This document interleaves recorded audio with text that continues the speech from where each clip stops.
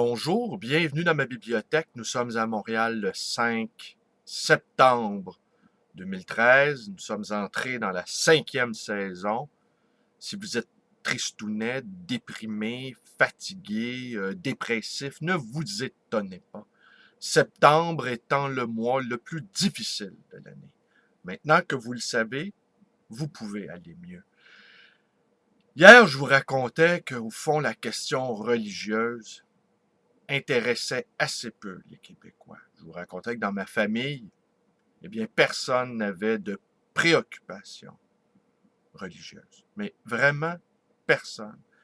Et les très rares dévots qui nous arrivaient de rencontrer, eh bien, on pensait qu'ils avaient un grain. On pensait qu'il y avait quelque chose qui ne tournait pas rond chez eux. Malraux, un écrivain que j'estime fort peu, disait que pour bien connaître un homme, il faut l'interroger sur 3 choses.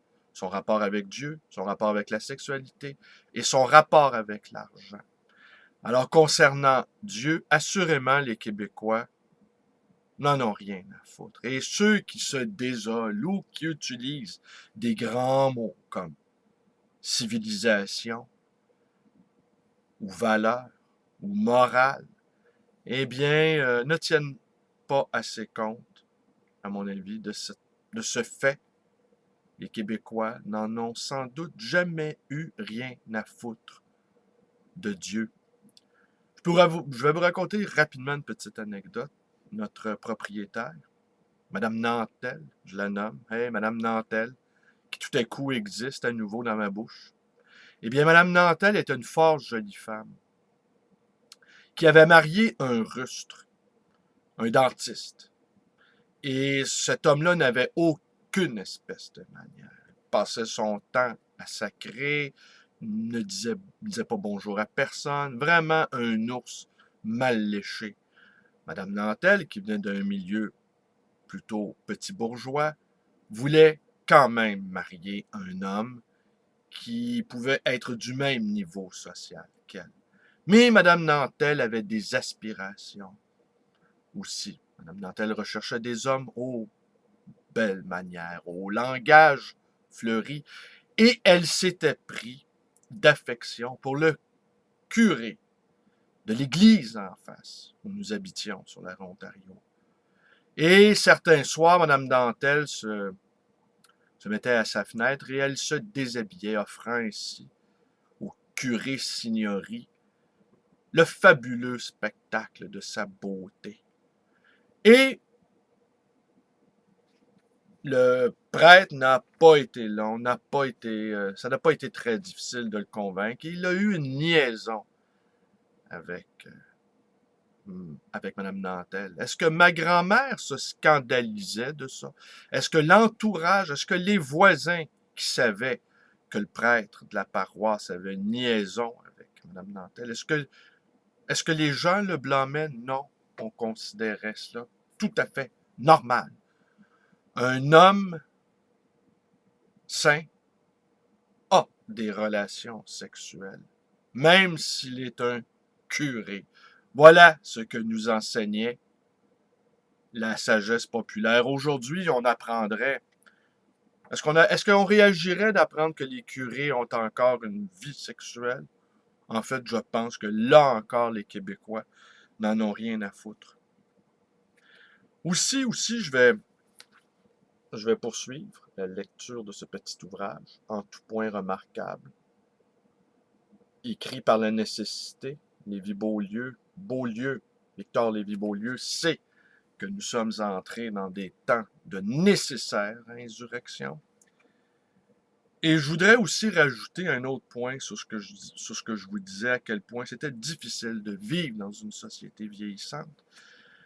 Parce que cette société-là est en train de faire le travail du deuil. Beaucoup de gens sont entrés dans le deuil d'eux-mêmes. Et comme ils sont fort nombreux, tous ces gens-là, soit à être entrés dans le deuil d'eux-mêmes, ou encore dans l'incapacité à vivre le deuil de soi, c'est-à-dire de continuer à vouloir poursuivre de manière induit une jeunesse qui est déjà derrière, eh bien, ce travail du deuil n'est pas le nôtre. Et ce travail du deuil qu'on peut également apparenter à la fin de l'histoire, hein, nous sommes entrés maintenant dans des temps historiques, le capitalisme a réussi,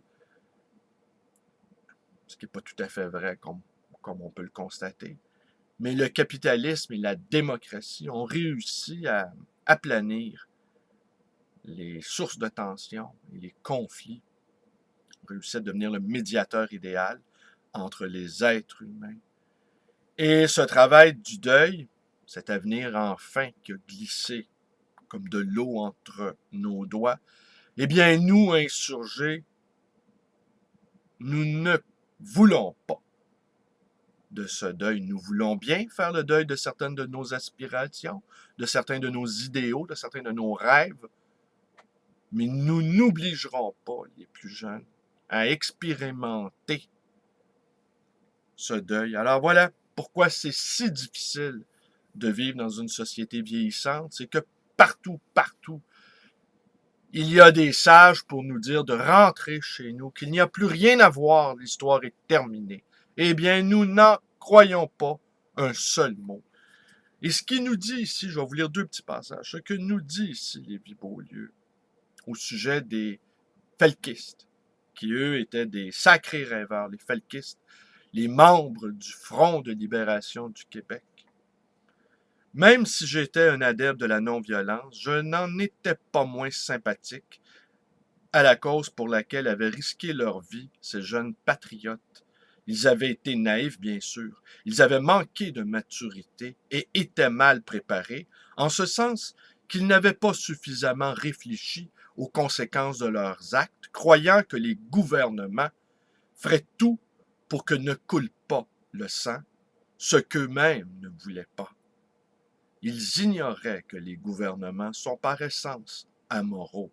Ils peuvent tuer qui ils veulent et quand ils le veulent, la justice étant le bras armé qu'ils se sont donné pour mieux justifier leur amoralité et protéger ainsi ceux qui leur permettent d'exister, les classes les plus élevées de la société. Il n'y a pas de gouvernement sans corruption. Il n'y a pas non plus de haute classe dans une société qui puisse exister, proliférer et s'enrichir sans corruption. Nos systèmes parlementaires, axés essentiellement sur la représentation, sont devenus des bureaucraties d'une telle lourdeur qu'ils paraissent absolument obsolètes dans ce monde où nous vivons. Ce que nos systèmes parlementaires savent faire le mieux, c'est de créer des problèmes, de les rendre de plus en plus compliqués au point que, croyant ainsi tromper le citoyen qui ne sait plus quoi penser, tellement on met d'énergie à le garder dans l'ignorance, ils finissent eux-mêmes par être aveuglés, ce qui les rend stupides, incompétents et corrompus. C'est ce qu'on va voir là, dans le prochain épisode de la commission Charbonneau, où là, ça va être les chefs syndicaux. On va les voir aussi, nos beaux chefs syndicaux, s'en être mis plein les poches.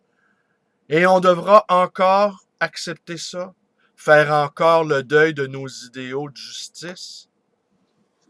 Non. S'il nous reste un peu d'honneur, nous allons désobéir et nous allons reprendre la parole. Écoutez, je vais m'arrêter là aujourd'hui.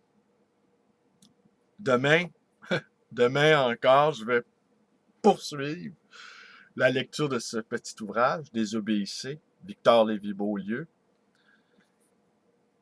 Et là, on va voir comment on peut devenir des grains de sable dans l'engrenage. Comment nous pouvons devenir des insurgés non violents en multipliant les actions citoyennes visant à ralentir, sinon à faire capoter l'infernale machine qui est en train de tous nous engloutir. Mais nous n'avons pas fait le deuil de la vie, nous n'avons pas fait le deuil de la joie, et nous souhaitons transmettre aux plus jeunes générations le feu, le flambeau de la parole vivante. Voilà, c'est tout pour aujourd'hui. Je vous remercie d'être avec moi. Mes vidéos vous plaisent, patati patata, patati patata. Allez, bonne journée et, malgré la 5e saison, nous sommes vivants.